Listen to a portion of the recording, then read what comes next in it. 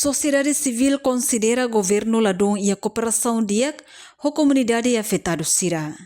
Diretor Executivo Fontil Valente da Costa Pinto, ba jornalista Timor Post, sábado fim de semana e a farol dele. Nia parte do assunto liga a indemnização ba família afetada Sira, nebeto agora governo será o pagamento. Antes, Ministro Obras Públicas Samuel Marsal informa, levantamento dados finaliza no hahu processa ona sirania osang. Mas beto ohin lorong governo ladag selo indemnização ba família afetada siram. Também, parte sociedade civil continua husuba mop, no seato, o insamak bele coordena malu o de selo indemnização ba comunidade afetada sira.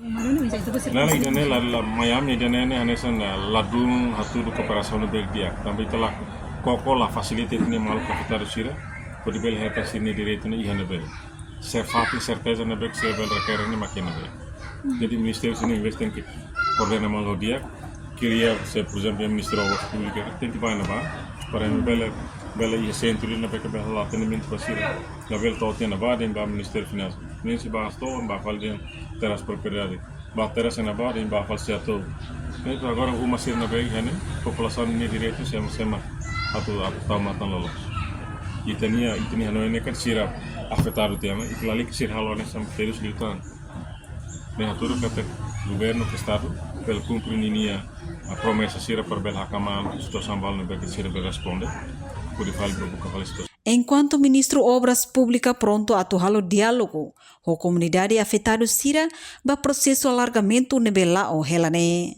Reportagem Melda Fátima, Televisão Timor Post. Janela informação ba emogoto. Atua tem informação atual dia clio.